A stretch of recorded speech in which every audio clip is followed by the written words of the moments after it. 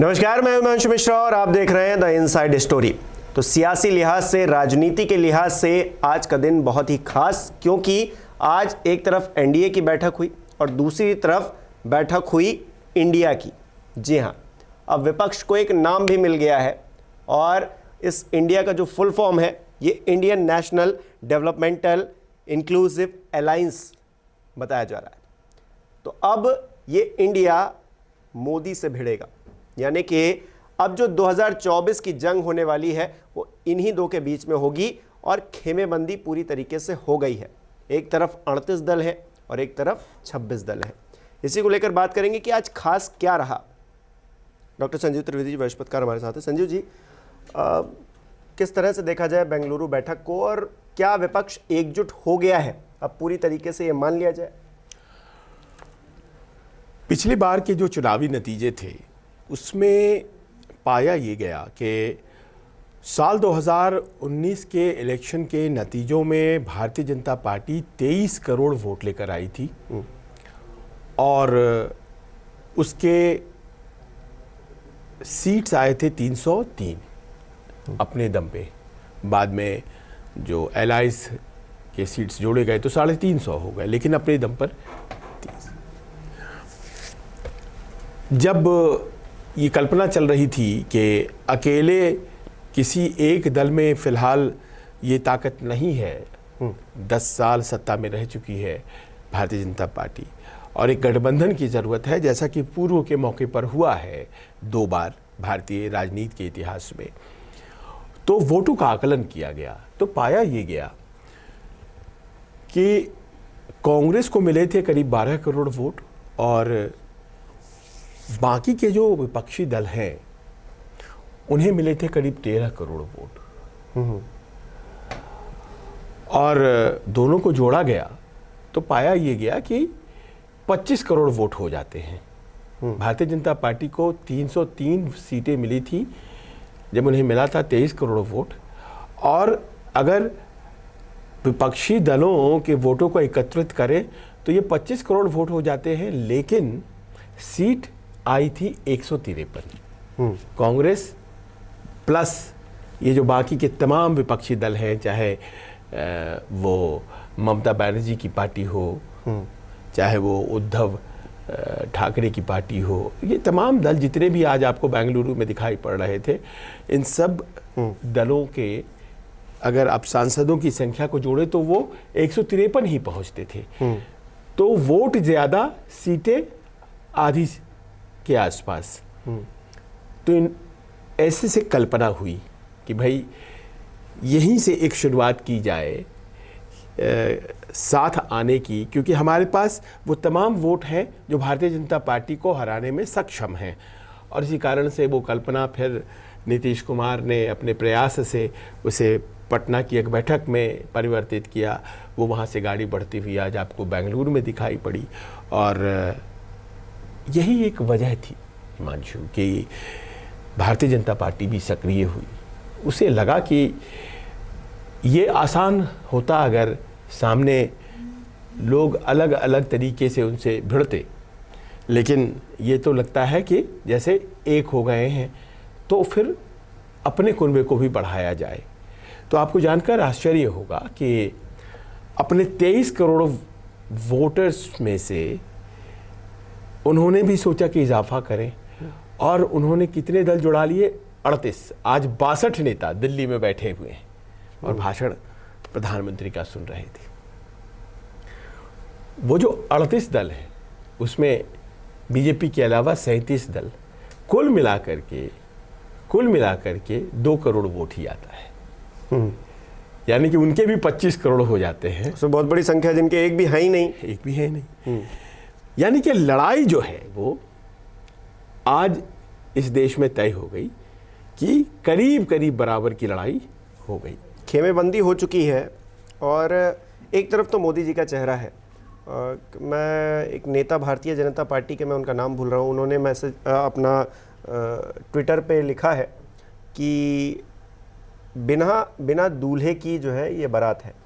तो यानी कि इसका कोई चेहरा नहीं है, वो ये बात कहना चाह रहे थे। इधर तो एनडीए का चेहरा है लेकिन इंडिया का चेहरा कौन होगा यह अभी पता नहीं है। सोनिया गांधी क्योंकि वहाँ पे सबसे आगे वो नज़र आ रही थी, तो क्या ये माना जाए कि कांग्रेस अब इस इंडिया का नेतृत्व करने वाली है? आज जब बेंगलुरु में और जो जानकारियां हम तक पहुंची हैं उसकी बात करें, तो जब नाम रखने की बारी आई तो ये नाम पहले से करीब करीब तय था कि कुछ इस तरह का नाम होगा। करीब 5 नाम इसी तरह से सोचे गए थे, जिसमें ये नाम बड़ा रोचक लोगों को लगा कि इंडिया जो है वो एक ऐसा शब्द है जो हर व्यक्ति के दिल में है, तो क्यों ना इसे ही फुल फॉर्म में कन्वर्ट कर दिया जाए। और पहले सोचा ये गया कि Indian national democratic inclusive alliance. तो फिर ये देखा गया कि अरे इसमें तो 3 शब्द ऐसे हैं जो कि नेशनल, डेमोक्रेटिक और अलायंस, ये 3 शब्द तो एनडीए में भी आ रहे हैं, तो थोड़ा अलग किया गया और डी फॉर डेमोक्रेटिक की जगह डी फॉर डेवलपमेंटल लगाया गया। तो लोगों को ये नाम प्रिय लगा, लेकिन फाइनल जो है वो सोनिया जी के पास ये नाम गया था और उन्होंने इस बात को कहा कि ये बहुत अच्छा है, उन्होंने पास किया, सब लोगों ने पास किया, लेकिन सोनिया, तो एक तो ये बात है। अनाउंसमेंट में शुरुआती लोग जिन्होंने इसको अनाउंस किया उसमें राहुल गांधी थे अपने भाषण में। तो ऐसा प्रतीत होता है कि आज की जो बैठक थी होस्ट की जा रही थी कर्नाटका के मुख्यमंत्री सिद्धरामैया के द्वारा, जो कि कांग्रेस के नुमाइंदे हैं। तो आज तो करीब करीब स्पष्ट दिखा कि भारतीय जनता पार्टी अगर इस तरफ तो कांग्रेस उस तरफ विपक्ष में। आज किसी ने चर्चा नहीं की कि प्रधानमंत्री का चेहरा कौन होगा, किसी ने ये बात भी नहीं कहा कि संयोजक का चयन हो जाना चाहिए, क्योंकि आज सबों का दिमाग दिल्ली की तरफ था। अच्छा, आज तय क्या हुआ? इस जो आज विपक्षी बैठक हुई इसमें आखिरकार किन मुद्दों पर चर्चा हुई जो पटना से अलग थी? देखिए, आज ये तय हुआ इसमें कि एक सेक्रेटेरिएट बनाया जाए और इंडिया नाम रखा गया, और अब इंडिया का एक सचिवालय होगा जो कि दिल्ली में बैठेगा और इसके 11 सदस्य रहेंगे, ये भी तय हुआ है। और मुंबई में अगली बैठक होगी जिसमें कहा जा रहा है कि संयोजक या इस तरह के लोगों का चयन किया जाएगा। तो पटना से आगे ये सेक्रेटेरिएट की कल्पना, नाम सामने आ जाना इस विपक्षी अलायंस का, ये 2 बड़े फैसले हो गए और ये बात यहाँ से आगे बढ़ के मुंबई पहुँचेगी, ये तीसरा बड़ा फैसला हो गया। यानी कि अब ये 11 लोग एक कार्यालय में बैठेंगे और चीज़ों को मैनेज करेंगे। इन 11 लोगों को रखा जाएगा, ये पार्टी के नेता होंगे। कौन कौन लोग होंगे हालांकि उसका अभी तो पता नहीं है, अभी बाकी है ऐलान। देखिए, उसी में से ये जो सेक्रेटेरिएट बनेगा और ये जो 11 लोग चयनित होंगे, जाहिर है उसी में से कोई एक व्यक्ति संयोजक होगा या फिर एक व्यक्ति संयोजक होगा, वो बाहर का भी हो सकता है। ये 11 लोग उसकी निगहबानी में काम करेंगे और इनका काम होगा कि वो समन्वय बनाओ, क्योंकि अब धीरे धीरे विपक्ष जो है वो बढ़ रहा है उस सबसे ट्रिकी क्वेश्चन जो है उसकी तरफ, और वो है सीट शेयरिंग। सीट शेयरिंग जो है वो सबसे ट्रिकी क्वेश्चन है। क्यों? क्योंकि अगर आप साथ आए हैं तो आप किस लिए आए हैं? चुनाव लड़ने के लिए। चुनाव लड़ेंगे एक दूसरे की मदद से, पर मैं आपके लिए कितना छोड़ूंगा और आप मेरे लिए कितना छोड़ेंगे, इसमें दरियादिली दिखानी है या फिर अपने अधिकारों के लिए लड़ना है। ये तमाम चीज़ें अभी आज खड़गे जी से जब ये पूछा गया, एक पत्रकार ने सवाल पूछा जब यही वाला कि आप कैसे इसको मैनेज करेंगे, तो उन्होंने बड़ा ही आसानी से पास ऑन करते हुए उसको कहा कि नहीं, ये कोई बड़ी बात नहीं है, ये तो बहुत छोटी सी बात है, ये सब तो मैनेज हो जाएगा। हाँ, मैनेज हो जाए तो बहुत अच्छी बात है। वो जिस कॉन्फिडेंस से उन्होंने जिस चीज़ को कह दिया बड़ी आसानी से, मतलब कोई और होता तो शायद हक पका जाता कि ये क्या पूछ लिया एकदम से, लेकिन उन्होंने पास ऑन कर दिया बड़ी आसानी 50 वर्षों का उनका राजनीतिक अनुभव है, वो इस तरह के मुश्किल सवालों को हैंडल कर लेते हैं और मैनेज हो जाए तो अच्छी बात है, लेकिन मैं नहीं मानता कि वो एक कोई बड़ी बात नहीं है, वही बड़ी बात है। सबसे मेन चीज़ तो वही है कि खुद कांग्रेस बहुत ज़्यादा स्पेस छोड़ने के लिए तैयार नहीं है, और वो कैसे लोगों को कन्विंस करेगी कि आप अपनी अपनी जगहें छोड़िए हमारे लिए, या बाकी के दल जैसे ममता बनर्जी और सीपीएम कांग्रेस का जो एक पेज है वो तो वहाँ फंसा हुआ है ही ना। कांग्रेस और लेफ्ट का पेज केरल में तो फंसा हुआ है ही ना। उसी प्रकार ऐसे कई जगह हैं, जैसे उत्तर प्रदेश की बात, यहाँ पर अखिलेश यादव के मन की बात कौन अभी जान रहा है? तो अब तो जयंत भी आ गए हैं। अब तो जयंत भी आ गए हैं। क्या कांग्रेस अखिलेश की पार्टी के लिए उन सीमावर्ती इलाकों में सीट छोड़ेगी जहां अखिलेश समाजवादी पार्टी हमेशा अपने उम्मीदवार लड़ाना चाहती है, जो उत्तर प्रदेश और मध्य प्रदेश का सीमा का इलाका है? बहुत सी बातें ऐसी हैं जो कि तय है कि बहस में जाएंगी, जैसे कांग्रेस और आम आदमी पार्टी, इनके बीच आखिर किस तरह से सुलह सफाई होने जा रही है। तो जिसको उन्होंने छोटी बात कही, मैं मानता हूँ वो मतलब सॉल्व हो सकती है, ऐसा नहीं है कि, लेकिन वो बड़ी बात है। और यही सबसे जो ट्रिकी क्वेश्चन है सीट शेयरिंग का। अब इसको सॉल्व करने के लिए एक सेक्रेटेरिएट चाहिए, लोग चाहिए, जहाँ पर इस तरह से बड़े बड़े बैठक आप हर रोज तो कर नहीं सकते हैं। शायद इसीलिए इन 11 लोगों को रखा तो जाएगा स्थायी तौर पर ये चीजों को आगे बढ़ाते रहे। अब हर बार मुमकिन नहीं है और सबके लिए मुमकिन नहीं है कि हर कोई खाली रहे और जाए। जो नहीं जाएगा फिर कयासबाजी कि वो आया नहीं, यानी कि वो आपकी ट्रेन से उतर गया क्या। और कुछ ये भी है कि कॉमन मिनिमम प्रोग्राम ये भी बनना जरूरी है, कि कॉमन मिनिमम प्रोग्राम एक तय हो कि हम आखिर लड़ेंगे किसके लिए। देखिए, इस बात को समझ लीजिए कि अगर एक व्यक्ति को हम पद से हटाने के लिए लड़ते हैं, इस संदेश के साथ आप जनता के बीच जाते हैं, तो वो छवि को धूमिल करती है। आपको अपने प्रोग्राम एंड पॉलिसीज बतानी पड़ेंगी। इस सरकार की जो समस्याएं हैं उसके जवाब में आपके पास क्या है।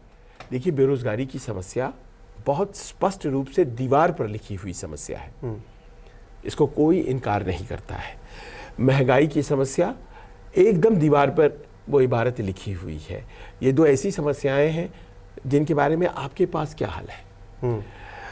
रोड मैप बताइए। आप बताएं कि कृषि में जो क्राइसिस है, जिसकी वजह से सड़कों पर आपको बहुधा किसान दिखाई पड़ते हैं, उसको लेकर आपके पास क्या रोड मैप है? आप बताइए कि जो चीन को लेकर के इस देश में बहस है, क्या हकीकत छुपा रही है और चीन से क्या आप टकराने के बारे में सोचते हैं? आपका चीन को लेकर फॉरेन पॉलिसी अप्रोच क्या है? चीन से भारत क्या लोहा लेने के लिए तैयार है, या फिर वो जो पॉलिसी मोदी सरकार की है वही पॉलिसी अपनाना है?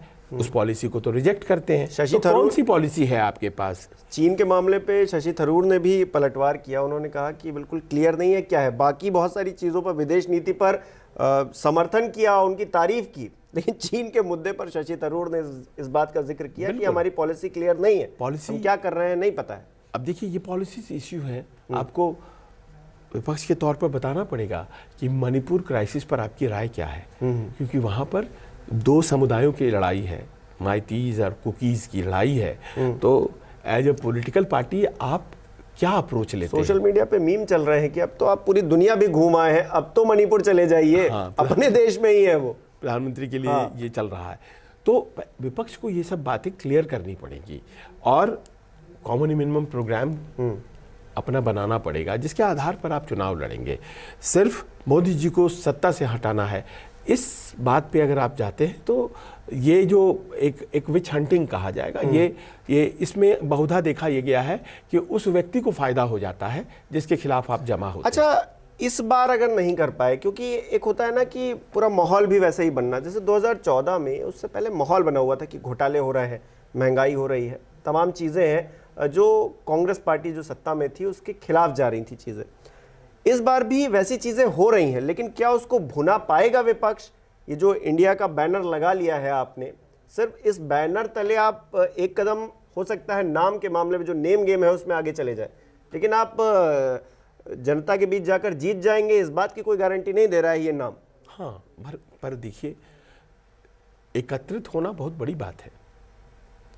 आप इसको छोटी बात न समझें, क्योंकि पिछला चुनाव लोगों को जोड़ नहीं पाया, जैसा कि हमने वो मतों के आंकड़े के जरिए आपको बताया, और बावजूद उसके कि वोट्स विपक्ष के पास थे, विपक्ष की बड़ी नगण्य स्थिति बनी।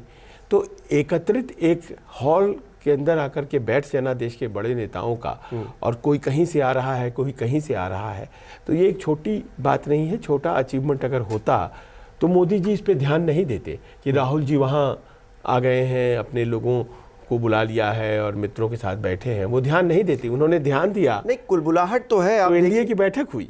नहीं, आप याद करें हिमांशु, पिछली दफा कब एनडीए की बैठक हुई थी? नहीं, वो तो बात सही है, कुलबुलाहट तो है, और इसीलिए हर एक स्टेप पे, हर एक चीज पर ध्यान रखा जा रहा है। अमित मालवीय ने बाकायदा इस बात पे ट्वीट कर दिया कि डी का मतलब है क्या। कुछ लोग ये कह रहे हैं, कुछ लोग ये कह रहे हैं, और उन्होंने तो बाकायदा, मैं बताऊं दर्शकों को, उन्होंने तो एक इंडिया का एक और मीनिंग निकाल दिया। उन्होंने कहा कि immoral, nepotism, dishonest, incapable alliance, ये बता रहे हैं इंडिया का मतलब वो हर चीज को पकड़ रहे हैं, क्या हो रहा है, कौन क्या कह रहा है, हर चीज को अगर वो जान परख रहे हैं, यानी कि वो सीरियस है इस अलायंस को लेकर। इतनी जो सतर्कता है, इतनी जो व्यग्रता है, उत्सुकता है, ये दरअसल इसीलिए है ना, क्योंकि कुछ है जो हो रहा है विपक्षी खेमे में, जो चिंताएं बढ़ाता है, ध्यान खींचता है, और इस कारण से एनडीए की बैठक भी हो गई, रातों रात एलाइज बढ़ाए गए, और एलाइज की संख्या को खींच करके 38, कुछ लोगों ने कहा 41 तक चला गया। अब तो देखिए, दारा सिंह, ओपी राजभर, इन सबको मंत्री बनाया जाएगा, इस बात की घोषणा जाहिर है। मतलब आ रहे हैं, लीजिए आप मलाई खाइए, लेकिन रहिए हमारे साथ। आप छोटे से कास्ट ग्रुप के हैं तो भी आप आइए। अब राजभर 3% वोट के आसपास कहा जाता है उत्तर प्रदेश में है, मंत्री पद उनको दिया जाएगा। मांझी, मैं देख रहा था कि उन्हें आज स्वागत के लिए रखा गया था। जिस तरह से चिराग पासवान से गले मिल रहे थे, बड़ा संकेत साफ था कि आपको ओपन आर्म्स से ले रहे हैं हम। मतलब वो जो उनकी लड़ाई और चाचा, वो सब चैप्टर क्लोज हो गया आज।